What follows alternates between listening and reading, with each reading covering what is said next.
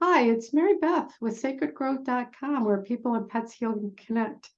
And I'm talking to Joyce Flowers, who is let me get this right. She has a pet nutrition certificate and she's a coach in pet nutrition.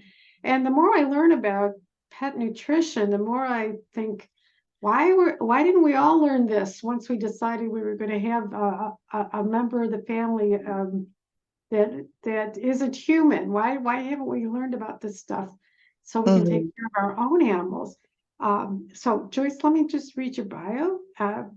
Originally from Brooklyn, New York, Joyce came to Hmm. Maryland to go to college, and it wasn't until her dog Faith developed allergies that she became obsessed with pet nutrition. That's because her holistic veterinarian stated that food was more likely than anything else that was causing the allergies. So the veterinarian recommended don't feed her any more commercial food, cook her meals, and treats yourself. And you actually did it. Yeah. In addition, you be, she became obsessed with pet nutrition. She got her pet nutrition education from the North American veterinary community with a pet nutrition certification and therapeutic pet nutrition certification. She's also attended the Academy of Natural Health and Science Training Center and has a certification in clinical, let me say that again, clinical pet nutrition. What I Hmm.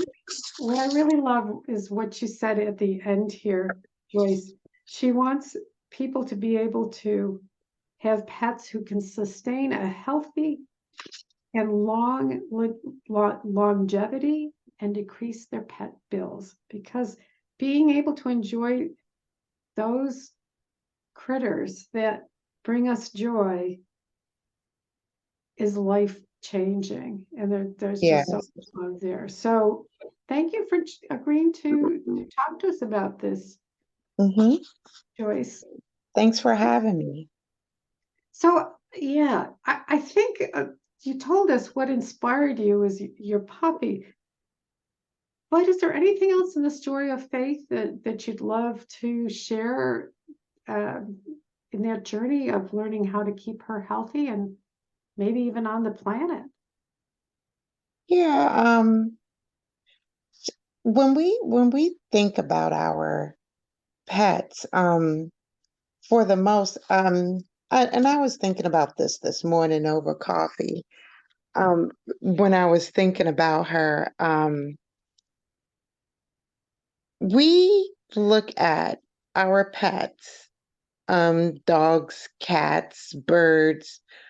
They take on a whole new different meaning from back in the day when pets were just pets. The dog was just a dog, and you left them in the backyard and you fed them whatever, and you didn't really care about what they ate or whatever. It was just the family animal. And now, when I look at uh, today's pet owners and how we treat them like they're a valued member of the family. Sometimes we treat them better than we treat our children, you know. And they vibrationally um, are healing animals for us when they comfort us. And so that's important. And people are starting to dive into the care and the treatment of their pets wholeheartedly. And it's amazing because I thought it was just me. But the people that buy my products, that stop at my stands at the farmers markets, they are very serious about what they feed their animals. And they care about the health of their animals. And the folks that have senior animals, they're spending thousands of dollars on their pet's health care when, you already know it's inevitable that the lifespan at that given point when you're spending thousands, I'm talking about $4,000 and $10,000 on your pet, and they're going to eventually die in another year or two. It's a serious thing, and some of this could have been avoided if we started at the beginning, feeding them healthy from the start. They only last for, 10 to 16 years. But if we start when we first get them, um, that saves us a lot of heartache and money once they get to that senior age. And thinking about Faith, um, she's so important to me. She is all those things that I've just mentioned. Um, it just, I don't know. I'm very passionate about her. Um, it makes me tear up if I think she's uncomfortable or she's not happy. So I just want to provide the best life for her. And the people that buy my food and pet treats, they feel the same way too. Yeah, yeah. I don't know where I picked this up, but I heard somewhere early on when I was learning about pet nutrition, well, it's like pay me now or pay me later. And the universe is kind of saying, or the healthcare, buy good food. Yeah, it's probably more expensive or learn to do it, or pay the vet bills later. And Yeah. that's so true. So, but tell me, what do you talk about having the food available for us, and thank you for that. Tell me a little bit about it. Your coaching, it's pet nutrition. What do you do for people as a coach? Well, I recommend that when you first get your pet, that you see a coach. You don't have to wait until there's an issue. Most people don't sought out to seek a coach until there's a health issue and the dog needs to be on a special diet. Mm. I say, uh, see a pet nutrition coach and find out the best nutrition and the amount of food to feed your pet from the beginning. And like we mentioned earlier, it'll save you in your wallet and some, vet visits. And Hmm. heartache, maybe, because there's Yeah, a lot of yeah, heartache about taking our animals to the vet yeah, for stuff that we wish they were not yeah. experiencing, right? And I mean, sometimes it's very detrimental. Uh, on one of my pages that I'm on, because I have a Cocker Spaniel, so the breeder, he has a page, and one of the dog owners, her dog is only 5 years old, and she had to put him down, and it could have been avoided. Once I heard of what the cause was, it probably could have been avoided. Holy cow, Yeah, it that's a broke my heart. tragedy. That's all, Yeah, people remember, but that's a tragedy. That's yeah, just, and her and her husband don't have any children, and they treated the dog as if it were their child, and they're grieving really heavy for the loss of the dog. And the dog was only 5 years old. holy cow. So, Hmm. so a lot of the folks who are going to listen to this are not you're in the Baltimore, Maryland area. Am I right about that? Yes, So yes, a lot of us are not. Can you do pet coaching, over Zoom or over the phone once you get some information yes. about our animals? And is it just dogs or is it cats too? Or who do you work with? Dogs and cats. Hmm. Ah, okay. Yeah, dogs and cats. Right. And yes, most of the coaching is over the phone or on Zoom.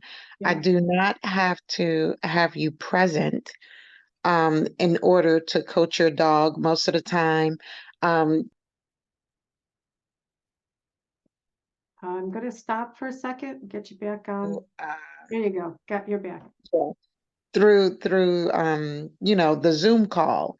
Yeah. And you can, most of the time, a lot of people, they wait until there's a dire need. So, with them seeing their vet first, I have the dog's weight and most of the information that we're going to use for the visit. Okay. Hmm.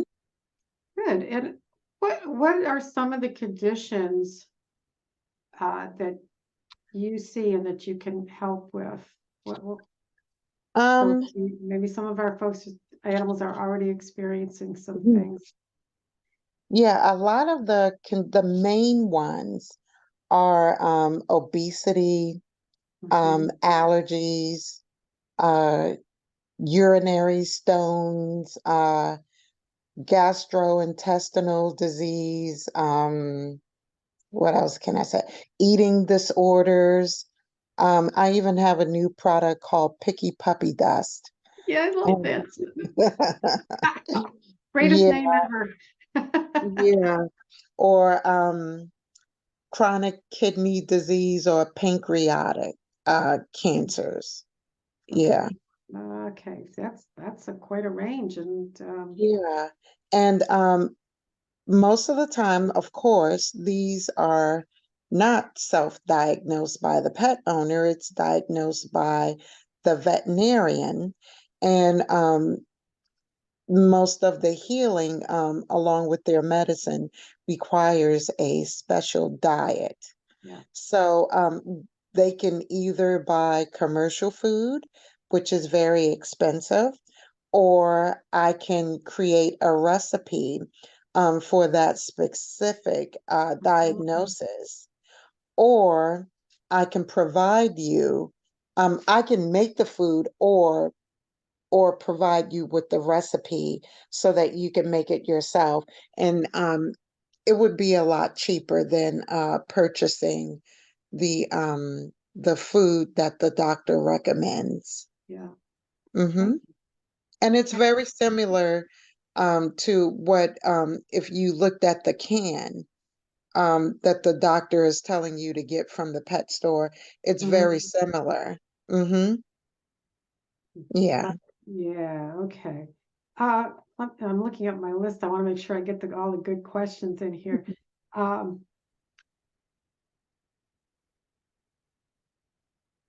so you, what what are the biggest mistakes that we make about nutrition for our pets? What do you see that you'd say, hey, that's a red flag there, and what could we do differently?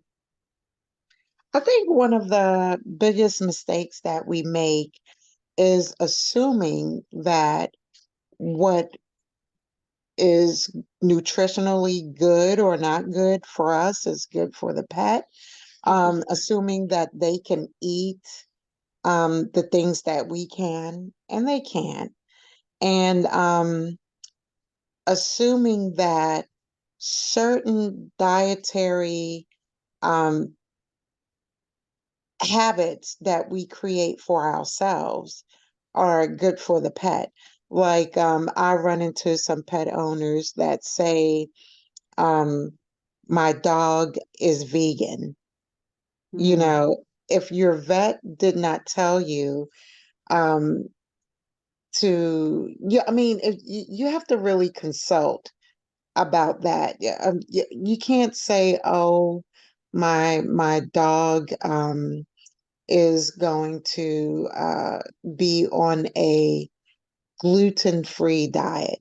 Now, gluten, too much of anything is not good for us as a whole, but to restrict your dog based on what you're restricting for yourselves is one of the biggest mistakes. And then another big mistake is that some pet owners, um, we connect or bond with our animals through food. So, in doing that, we give the dog table foods or just foods that, we find comforting, like if we're eating pizza, we give the dog pizza food, or like the upcoming holidays are coming up, and you give the dog your table scraps from your holiday meal. These things can be very, very dangerous for the pet. Not only is a lot of the things that we eat not good for us, can you imagine? Yeah, Your animal. So that's where we go wrong. There's a lot of things that dogs, yeah, cats, our pets cannot eat, that you would think there's certain fruits, there's certain vegetables, certain herbs and mm. spices that they just cannot have. I love that. I mean, that I'm now that I know that, I'm always Googling, can my dog eat this? Yeah, to be And on the safe sometimes it's side. like, Yeah. no, whoa, okay, we won't do that. Yeah. I got to talk about another one of the first things you brought up about being vegan. I'm a vegetarian, and I'm a vegetarian not because of my diet, but because of some of the ways I've learned about how farm animals are treated. So that's me. But I do still have a stumbling block about whether I can bring my dogs and cats there, particularly the cats, because they're carnivores. They eat, that is meat, and it's not Yeah. just muscle, it's everything. So that's a struggle for me. But at this point, I'm like, I have not seen the science yet that would say I can keep them well. I actually thank the animal that gives them the food. That's my way of, Yeah. coming to terms with the fact that even though I don't eat the meat, as far as I know, as far as science that I've read, doesn't support that I'm going to have a healthy pet. Uh, Right. so that's where I'm going with it. That's my own way of dealing with it. Uh, Yeah. Very interesting, but I understand people's who've made the choice that they wonder how they can do that, still allow their animal to eat. Um, Yeah. yeah, so that's interesting. I just wanted to do that side piece for you. Um, Yeah. um, so what common sense wise, so you're saying don't feed. I like the idea. Don't feed people food generally. I do some tidbits, but not a lot. I'm telling truths here. But to give my dog pizza, I hadn't thought about that. Now I even have a dog friendly pizza that I sell. Holy And cow. yeah, if you think about, it's really cute. You can see it on the website, Yeah. and the crust is gluten free. Yeah. Um, it's made with oat flour and ground flax seeds, and inside of the pizza, there is a tomato paste, base, and olive oil, and I use ground beef, mozzarella cheese, zucchini, carrots, and spinach. So it's Mhm. very healthy for the dog. Whereas the pizza that we eat um, has gluten-based flour.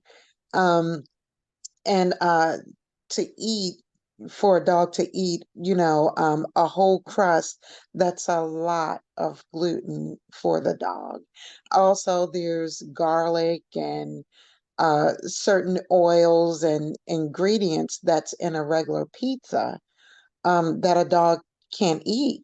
And, I've had, since football season has started, I've had people, they were like, oh, this is so wonderful that you have a dog-friendly pizza, because now we can stop feeding our dog. They give the dog a whole slice of pizza. Holy cow. Mm. Yeah, and I'm like, he doesn't get sick because the garlic alone that's in the pizza can make a dog sick. Yeah. I'm talking about what the pizza shop already puts in the tomato sauce and stuff, Right. We go to and want tasty sauce. We want yeah, that, but it's not yeah, good. the Got it. sugar and all that stuff that's in the pizza, it can make the dog sick. And depending on the size of your dog, like most of the time, it's a lot of people who have larger breed dogs. They'll give their dogs a lot of these type of things, and the dog doesn't get sick right away. But I'm telling you, in a couple of years, you keep feeding your dog in that way, they're going to develop some type of health issue.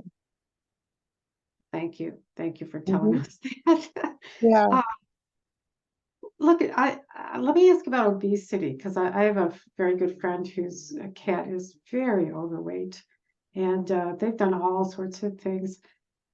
When do you start to worry about being overweight, and how do you, Joyce, how do you look at obesity and help people, consult with people around obesity Um, for their animals? well, it's funny that you asked that because even when you go into your vet's office, you know, some people are like, what's the ideal weight for a cocker spaniel or a specific breed of animal? And nowadays, like I'll get people that come to my stand and I'll say, "Oh, what kind of dog is he?" And they're like, "It's a cocky poo schnauzer." Like, what Yeah. in God's name is that? And they're talking to you like, "Oh, you have to know, like it's, a common breed, but nowadays there's no such thing as a common breed." And there's a chart listing that now veterinarians use. It's a conventional chart, and they can look at your dog and tell if it's a small, medium, or large dog. And based on that, the chart is numbered from 1 through 10. And on that scale, like if your dog is a small breed dog, they can look at it, because it would fall in certain sections. You can just look at the dog and say, oh, okay, it has some pug, or it has some chihuahua in it. And dogs around this size should be, what it's a picture weight, not a scale weight of what they should look like. And when you look at the picture, you can see what your dog's ideal weight should fall around based Mhm. on what their body should look like. And based on what their body should look like, there may be a number associated with that. That's Mhm. why you'll get a weight number. Oh, your dog should weigh between 20 and 25 pounds. So when your dog, I mean, sometimes it's not even hard to tell. You be like, oh, my dog just looks fat. You know what I mean? Yeah. Or you can just tell. My dog, it's a little heavy. Or this is funny. You can think that your dog is at a good healthy size, and then your vet tells you, oh, your dog is overweight. You know what I mean? Hmm. So yeah, it's real tricky in that sense. But pretty much what they're going on is this chart picture weight, Right. not so much the number. And if your dog is falling into a category where they're having joint issues or some health issues, it's usually because of the weight. Uh, Yes. Being obesity in animals can cause some expensive health issues. You got diabetes. You've got, I wrote some down, ruptured ligaments, difficulties breathing, um, neuroskeletal problems. Like one of my neighbors, she has a Bouchon, and Mhm. her dog is overweight. The vet told her the dog is overweight. Nobody needed to tell her the dog is overweight. You can look at the dog and tell he's overweight. The Bouchon's leg um, is probably about 5 to 6 inches long, to his thigh. Okay. And his body um is wide. His body is going, like maybe about 7 inches wide. And he's developed joint issues and difficulties walking and stuff. And it's because of his weight. I And see. the doctor told her he's pre-diabetic. And I said, well, at this point, you can fix these issues with his diet. Now, she's the what we were talking about earlier, um, where you bond with your dog, so you think you're showing him love by giving him ice cream. They have dog ice cream. She gives them dog ice cream. There's all kinds of dog snacks that she gives them. And then the dog, he's so smart, he comes and scratches at her leg and barks. And she's like, "Oh, I gotta give Raven. It's time for his biscuits or whatever." Yeah, You he's got her figured know, out, doesn't he? he demands it. Yeah. And so, and you have to start when you first get the dog. It's just like our children. Mhm. You have to give your kids healthy foods from birth. When you start feeding them the sugary snacks and juices and not giving them enough vegetables and things like that. And then you try to introduce these things later on in the future, they don't want it. And Mhm. it's the same thing with the dog. Now that he has to have, um, the nutritional food because he needs to lose some weight for his health, the betterment of his health, he doesn't want it and he's not going to eat it. So now you have a situation. So it's best to start healthy eating habits with your dog um, at the beginning. Yeah, that makes Hmm. sense. That makes a lot of sense because you're Yeah. building a It's- habit on what Yeah. the tastes The good. obesity uh is like, yeah, obesity and skin allergies, the allergies Yeah. um are the main issues that dogs are having, and cats. Mhm. And cats, Hmm. yeah. Yeah. Thank you for that. Um, Hmm. so give us as we kind of complete this, I'd love to hear some tips for selecting food that will fit our animals' needs. What kind of tips would you have for us?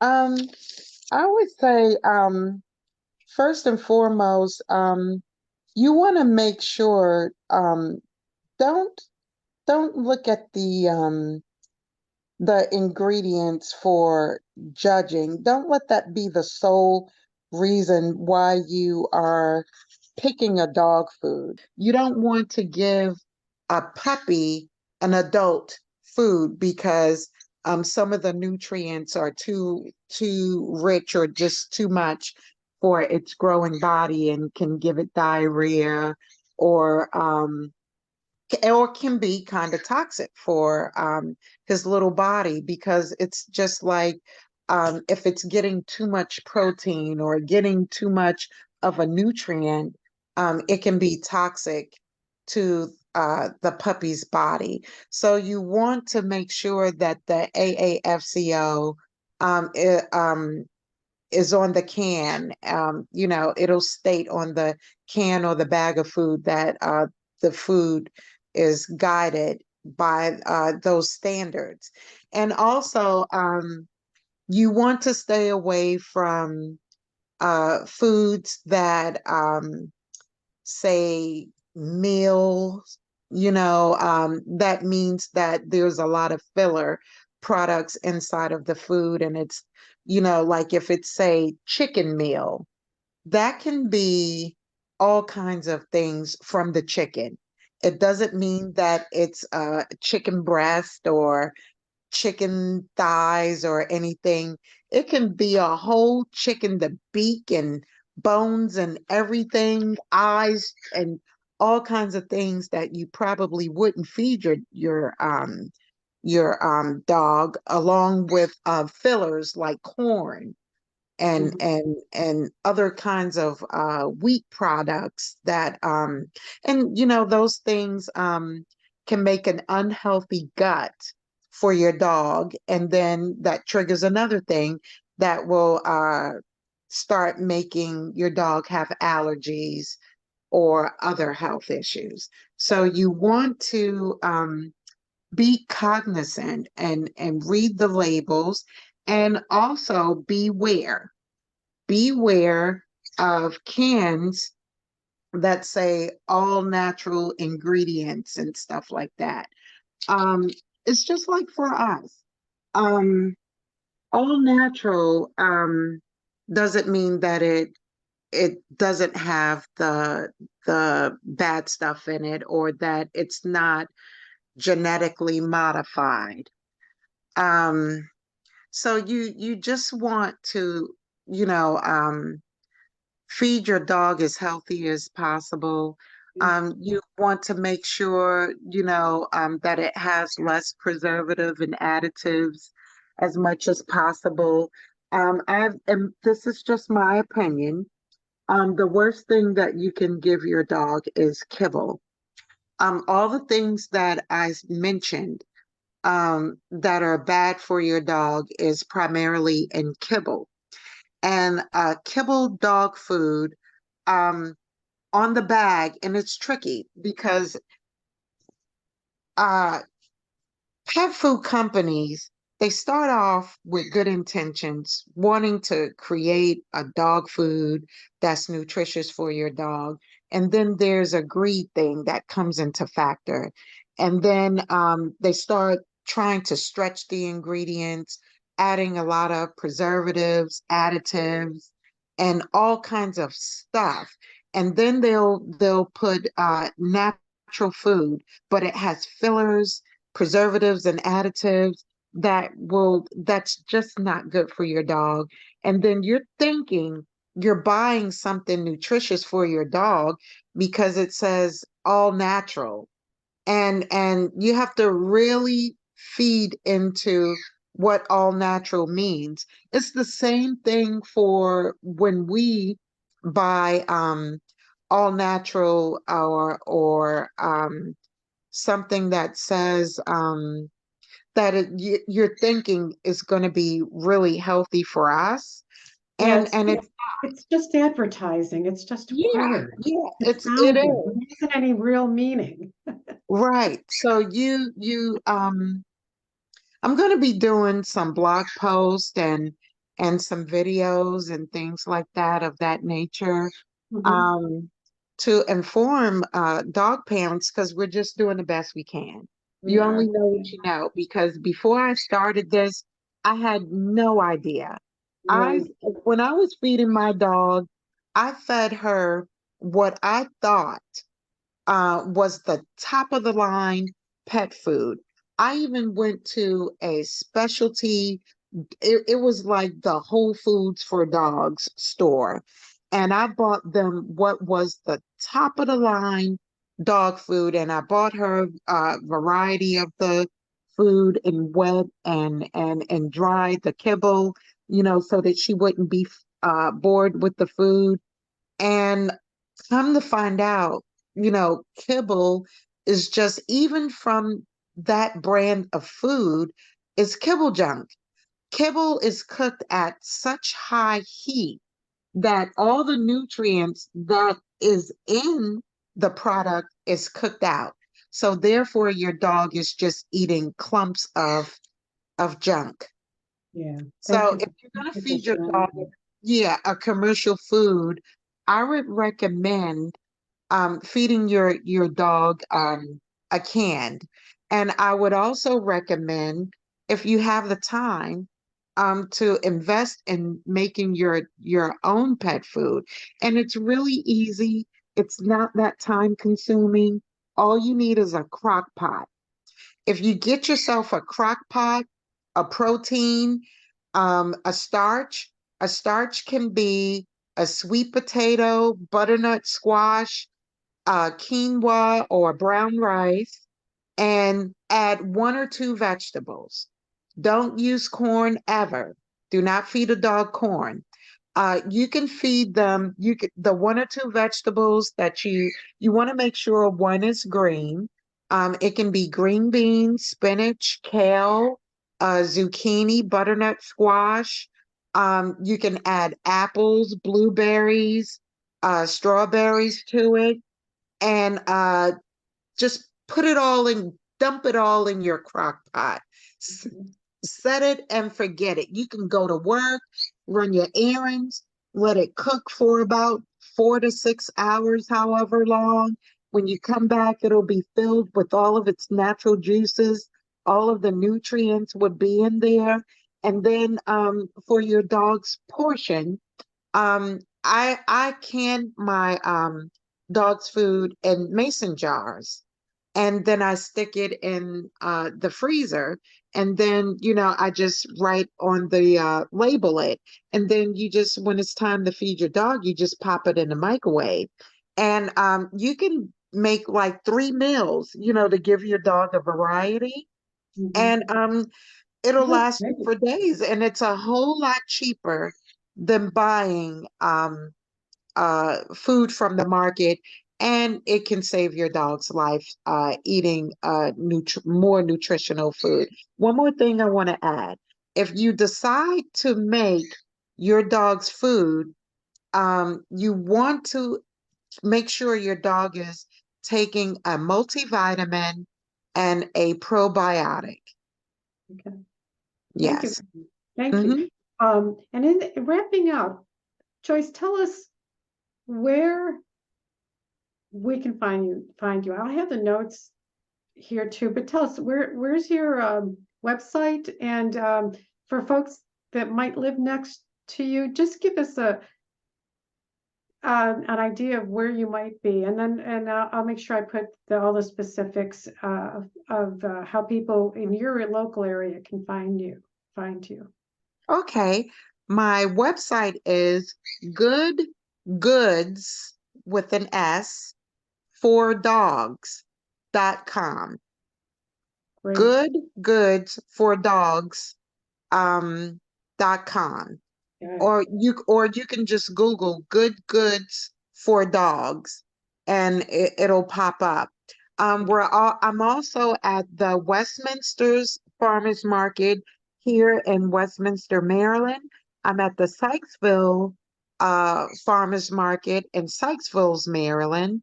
I'm going to be at the I forgot the name of that one. Uh I forgot the name of, Jimmy, send it but to me. yeah, I'll, I'll I'll, send it, I'll I'll add it to the notes. Yeah. and it's all on the website. I'm doing so many things. I'm pulled in so many directions. If you check on the website, I have a page on the website that states where we'll be. Okay. And the website has all the information. It also has an page with our pet nutritional coaching. You can schedule all the different types of coaching that you'll need, or just give me a call. We can set everything up. I also, like I've mentioned earlier, I make the pet food for you, or I can formulate a dog food recipe that you can make for yourself.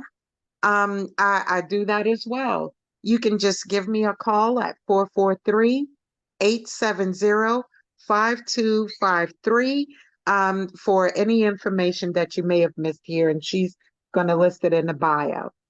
Okay.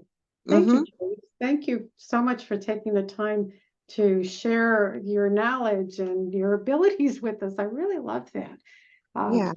So everybody, thank you for listening. Start thinking about it. Maybe if you're like me, I'm not a cook, but maybe I will be now that I know Yeah. the possibilities. So thanks to everybody for listening. We'll Yeah. talk Thank you soon. for having me. You're welcome.